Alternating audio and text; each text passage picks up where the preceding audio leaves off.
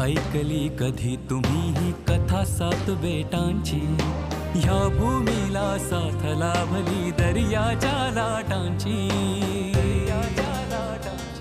कोणी म्हणे माया नगरी, कोणी मुंबाई माता, इतिहासातून चला उलगडू आजही विस्मय गाथा. ही कहाणी अज्ञात मुंबईची. श्रोतेहो नमस्कार. प्रसारित करत आहोत अज्ञात मुंबई या पुस्तकाचं क्रमशः वाचन. लेखक नितीन साळुंखे, वाचक अक्षय शिंपी आणि नेहा कुलकर्णी.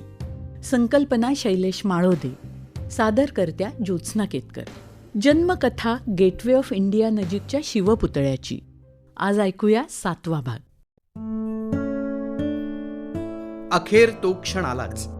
कारखान्याच्या कंपाऊंडमध्ये भगवान जोशी रोड रोलर घेऊन आले. पुतळ्याचा खालचा भाग ठेवलेली ट्रॉली मजबूत दोरखंडांनी त्या रोलरला बांधण्यात आली. पुतळ्याचा कमरेपासून वेगळा करण्यात आलेला वरचा भाग वाहून नेण्यासाठी ट्रक मागवला गेला. त्यात तो भाग कापडाने झाकून ट्रकमध्ये चढवण्यात आला. दुसऱ्या एका ट्रकमधून गेटवे ऑफ इंडियाच्या ठिकाणी पुतळ्याचं जोडकाम करण्यासाठी आवश्यक असलेली आयुधं आणि रस्त्याच्या सांध्यांमध्ये अंथरण्याच्या लोखंडी प्लेट्स, शिवाय रोड रोलरसाठी लागणारा कोळसा वाहून नेला जाणार होता. हे दोन्हीही ट्रक्स पुतळ्याच्या मागून चालणार होते. त्या ट्रक्सच्या मागे भाऊ आणि त्यांचे सहकारी त्यांच्या स्टेशन वॅगनमधून महाराजांसोबत प्रवास करणार होते. या मिरवणुकीच्या सर्वात पुढल्या आणि मागच्या टोकाला वाहतूक नियमन आणि संरक्षणासाठी 2 सुसज्ज पोलीस व्हॅन्स तैनात करण्यात आल्या होत्या. पोलिसांकडून ऑल वेलचा सिग्नल मिळाला की प्रस्थान ठेवायचं होतं. कोणत्याही क्षणी निघण्यास महाराजांचा काफिला सज्ज होता. शुक्रवारी महाराजांचा पुतळा भिवंडीहून आग्रा मार्गे मुंबापुरीच्या दिशेने प्रस्थान ठेवणार होता. ही बातमी भिवंडीपासून मुंबईपर्यंत पसरायला अजिबात वेळ लागला नाही. निघायची वेळ अद्याप निश्चित झाली नसल्यानं त्या दिवशी सकाळपासून आग्रा रोडच्या दुतर्फा प्रचंड मोठा जनसमुदाय जमा झाला होता. अहो, पुतळा असला म्हणून काय झालं? रयतेसाठी तर ते साक्षात शिवाजी महाराजच होते ना. त्यांना पाहण्यासाठी, त्यांना मुजरा घालण्यासाठी रयतेची ही गर्दी उसळली होती. बाया बापडे, लहान थोर आपल्या राजाला पाहण्यासाठी गर्दीनं जमले होते. आपल्या राजाचं दर्शन होणार म्हणून उत्साहानं ओथंबलेल्या त्या गर्दीला शिस्तही होती बरं का.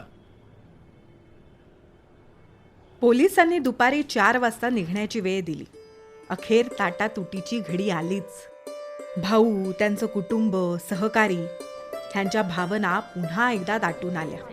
डोळ्यात येऊ पाहणारे अश्रू बाजूला सारून नारळ वाढवण्यात आला आणि महाराजांच्या काफिल्यानं प्रवासाला सुरुवात केली. त्याबरोबर गगन भेदून जाणारी घोषणा दिली गेली. महाराजांच्या जय जयकारानं आसमंत दुमदुमला. फुलांच्या वर्षावात महाराज निघाले. लोकांचा राजा आजचे कदम दख्खनच्या दिशेने मार्गस्थ झाला. पुतळा कापडाने झाकलेला असल्याने लोकांच्या नजरेस पडणं शक्य नव्हतं. थोडासा हिरमोड झाला खरा, पण दिसत नसले म्हणून काय झालं? महाराज तिथे आहेतच अशी स्वतःची समजूत घालून मिरवणुकीच्या मागून प्रचंड संख्येने गर्दीही चालू लागली. जय जिजाऊ, जय शिवराय, जय भवानी, जय शिवाजी, छत्रपती शिवाजी महाराज की जय अशा घोषणा सातत्याने दिल्या जात होत्या. थोड्याच वेळात अंधार पडणार होता. रोड रोलरच्या वेगाने भिवंडी ते कशेळीचा पूल हे 8 किलोमीटरचं अंतर संध्याकाळी 6 वाजेपर्यंत कापणं अपेक्षित होतं. पण तिथे पोचेस्तोवर रात्रीचे 8 वाजले. सोबत घेतलेल्या गॅसच्या बत्त्या पेटवण्यात आल्या. मिरवणुकीत असलेले भाऊ आणि त्यांचे कुटुंबीय, सहकारी, वाहतूक कंपनीची माणसं, स्वयंसेवक इत्यादींच्या रात्रीच्या भोजनाची व्यवस्था ठाण्यात करण्यात आली होती. महाराज आपल्या लवाजम्यासह रात्री 10 पर्यंत ठाणे मुक्कामी पोहोचत आहेत असा संदेश पुढे धाडण्यात आला. मिरवणूक पुढे चालू लागली. रात्री 10 वाजता महाराजांच्या लवाजम्याने ठाण्याच्या हद्दीत प्रवेश केला.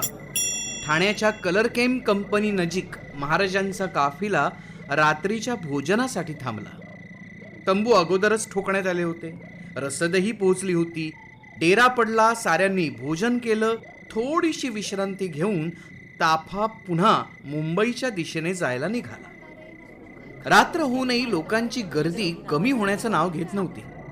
मुलुंडला पोहोचेपर्यंतच रात्रीचे 12 वाजले. यावेळी चेक नाक्याच्या परिसरात मुंबईत येणाऱ्या आणि मुंबईतून बाहेर जाणाऱ्या मालमोटारींची आणि प्रवासी बसेसची मोठी वर्दळ असते. रस्ता अरुंद असल्यानं प्रचंड आकाराच्या त्या मिरवणुकीला मार्ग काढणं वाहतुकीच्या आणि सुरक्षिततेच्या दृष्टीनं सोयीचं नसल्याचा सल्ला सोबत असलेल्या पोलिसांनी दिला.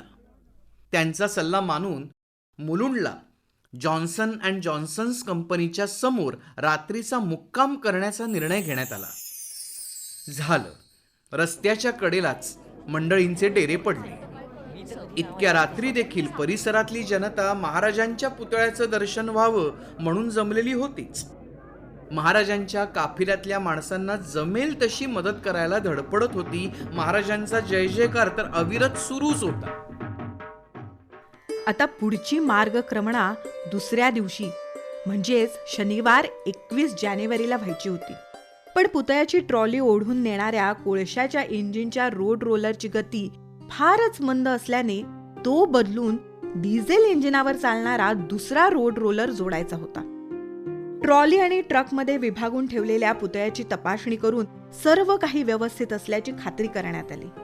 शनिवारचा दिवस असल्याने मुंबईत वाहतुकीची फारशी वर्दळ असणार नाही म्हणून मिरवणूक संध्याकाळपासून सुरू करायची सूचना पोलिसांनी केली होती.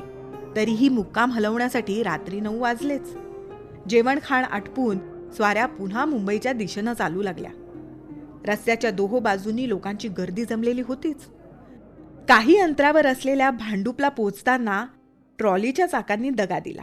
पण कारागीर सोबत असल्याने चाकांची दुरुस्ती रस्त्यावर उभ्याच करून घेण्यात आली. पुन्हा प्रवास सुरू झाला. डिझेलवर चालणारा रोलर जोडल्याने ताफ्याचा वेगही वाढला होता.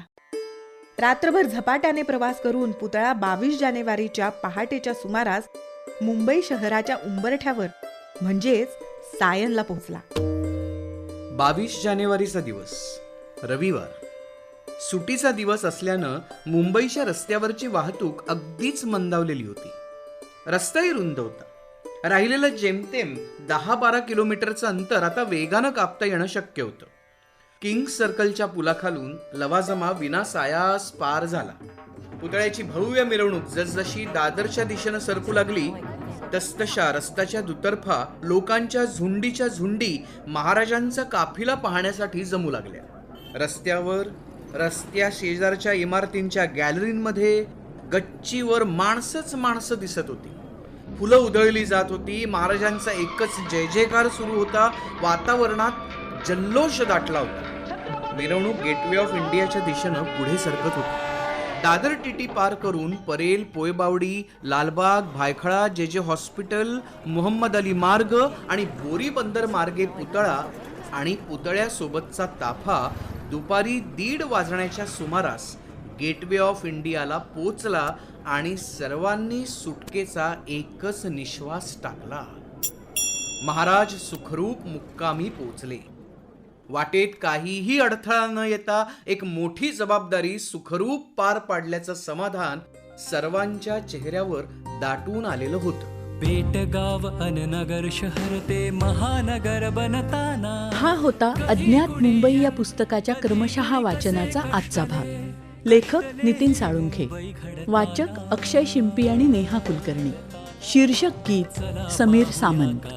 शीर्षक गीताचं संगीत सुखदा दापके. गायक मंदार पिलवलकर. ध्वनी प्रभाव परीक्षित भातखंडे. निर्मिती सहाय्य रोहिणी पाटील आणि क्षितिजा सहकारी. संकल्पना शैलेश माळोदे आणि सादरकर्त्या ज्योत्स्ना केतकर. पुन्हा भेटूया उद्याच्या भागात. नमस्कार.